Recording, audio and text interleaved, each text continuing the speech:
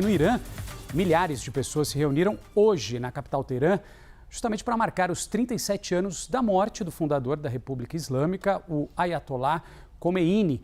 O correspondente da CNN, Fred Pleitgen, conta para a gente agora os detalhes direto de Teherã.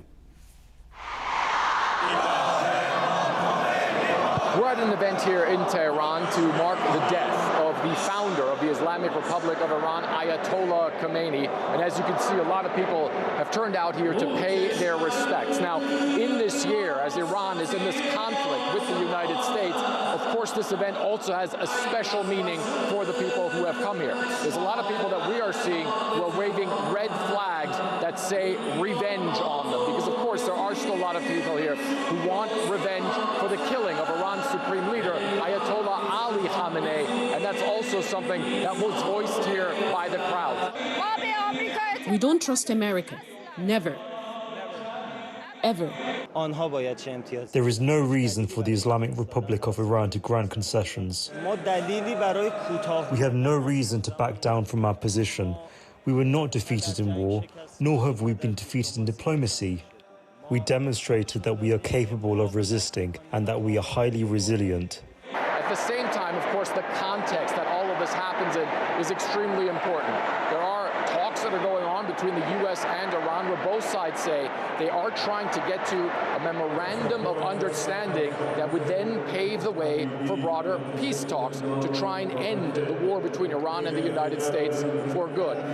Also, though, of course, the security situation, especially in the Persian Gulf, remains extremely volatile, with the U.S. hitting some targets on some Persian Gulf islands, the Iranians, for their part, saying that they were hitting targets affiliated with the United States in places like Kuwait and in places like Bahrain as well. So the security situation very volatile, the ceasefire very fragile. At the same time, both sides say that they are trying to find a way out of the impasse. Fred Pleitgen, CNN, Tehran. E as autoridades iranianas negaram que cobrem pedágio de navios que passam pelo Estreito de Hormuz, mas acabaram dizendo que buscam impor, abre aspas, taxas de serviços, fecha aspas, justamente para garantir a segurança dessas embarcações. Em entrevista a uma agência de notícia semi-oficial iraniana, o vice-chanceler Karen Garibabad afirmou que o país pretende cobrar pelos serviços prestados em conjunto com Omã, incluindo assistência, navegação, operações de busca e salvamento, serviços de segurança e também de proteção, além de ações de limpeza ambiental em caso de poluição. Ainda segundo a autoridade iraniana, esses mecanismos que estão sendo elaborados, eles vão ser compatíveis com o direito internacional, mas ele reconhece que não serão 100% agradáveis para alguns países. E lá nos Estados Unidos, Donald Trump sugeriu que pode retomar a guerra se o Irã matar soldados americanos. Inclusive, insistiu que o país vai sair vitorioso se não por meio de um acordo, certamente por meios militares. A gente conversa mais uma vez com a Mariana Jangiacomo, que já está aparecendo aqui no CNN Prime Time, direto de Washington. E aí, Mário, o que a gente pode esperar dessa declaração? Aliás, mais uma declaração forte, né? Bem-vinda de volta. Renan, obrigada. Mais uma ameaça, de Donald Trump que alterna, nas falas dele. Horas são falas mais tranquilas em direção a uma conciliação, a um acordo, e horas são ameaças, como foi o caso agora. Donald Trump foi questionado sobre se o Irã matar um soldado americano, se isso representaria uma espécie de...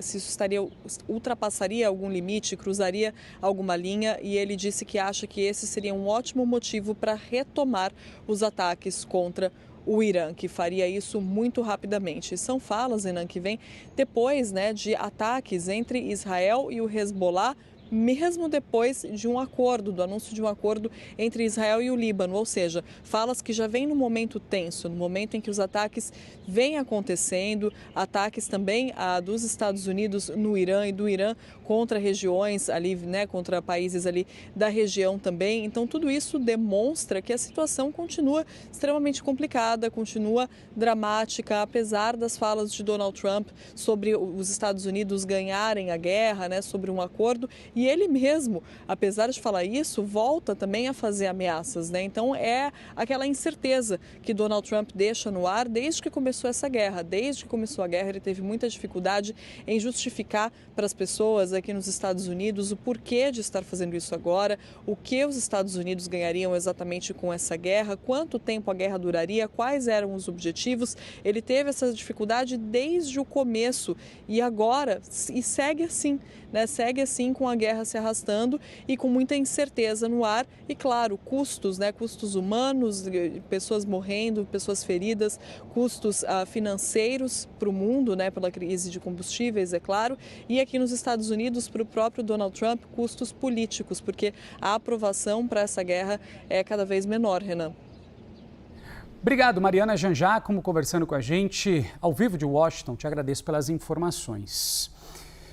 E mesmo com pesquisas que mostram que esse conflito com o Irã é bastante impopular entre a população americana, o presidente Donald Trump já disse que não tem pressa para acabar com essa guerra.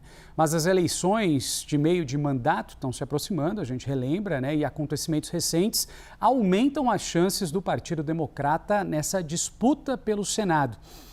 A gente recebe aqui nos estúdios da CNN, aqui no CNN Prime Time, Jéssica Petrovna.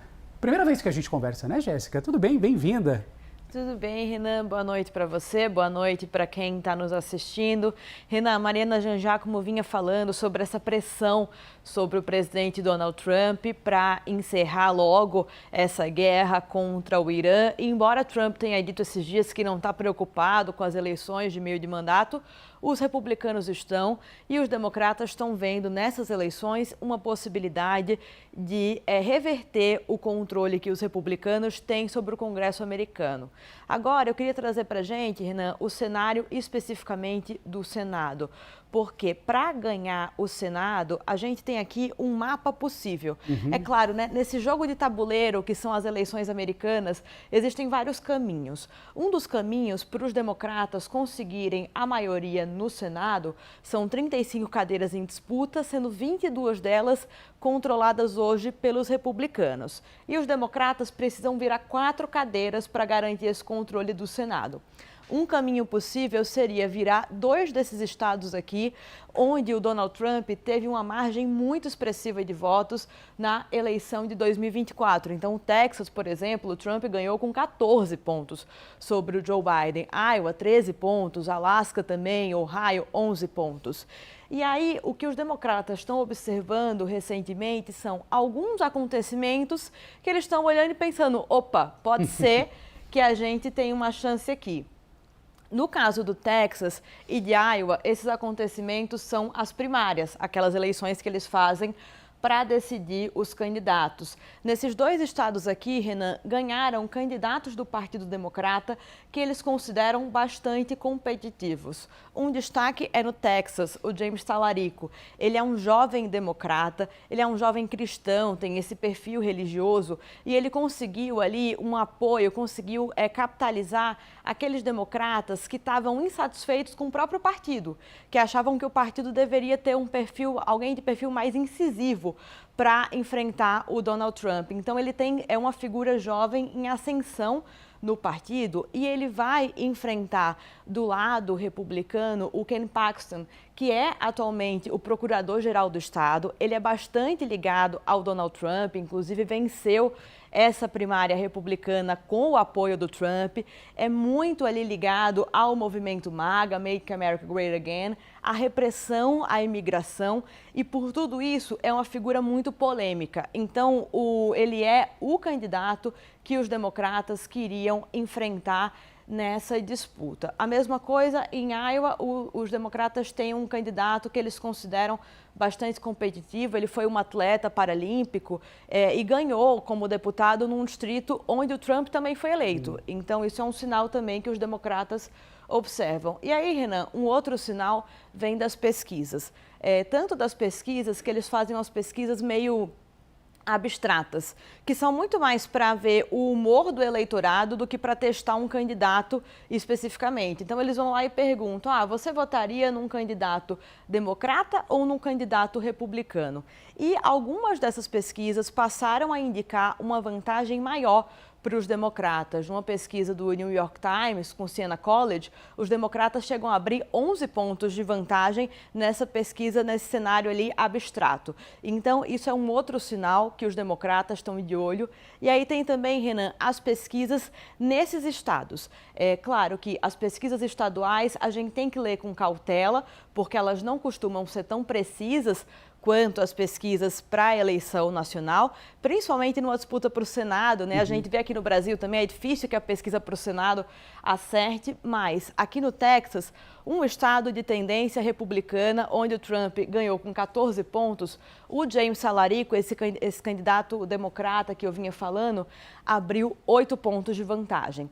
A mesma coisa em Ohio, o candidato do Partido Democrata abriu 8 pontos de vantagem. E ele também tem tido vantagem ali entre aqueles republicanos que não se identificam com o movimento MAGA. Então, por mais que o caminho do Partido Democrata nessas eleições de meio de mandato seja desafiador, o partido está olhando para esses sinais com uma esperança, Renan. É interessante, né, Jéssica, esse jogo de xadrez e tabuleiro que existe, né? Por mais que não, a gente só vai fazer uma pesquisa para ver, para sentir, a gente não leva muito a sério, mas leva a sério, né? Isso ajuda muito também a mudar ali, às vezes, uma rota quando você percebe que está escapando, né?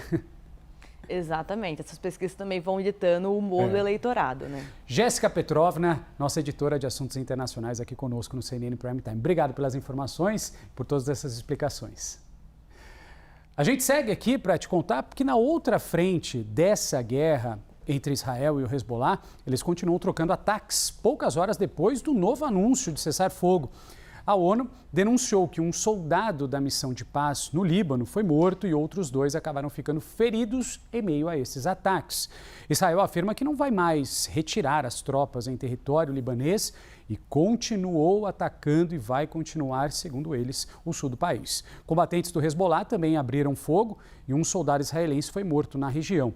Entre os alvos do grupo libanês estava o posto de comando israelense, que fica perto do castelo de Belfort, posição estratégica capturada pelas forças israelenses ainda no final de semana. O Hezbollah não participou das negociações que foram mediadas pelos Estados Unidos e acabou rejeitando o cessar-fogo. Pelo acordo, Israel e Líbano concordaram em implementar uma trégua, avançar para criar zonas controladas pelas forças libanesas sem a presença do Hezbollah e também dar continuidade ao processo de paz.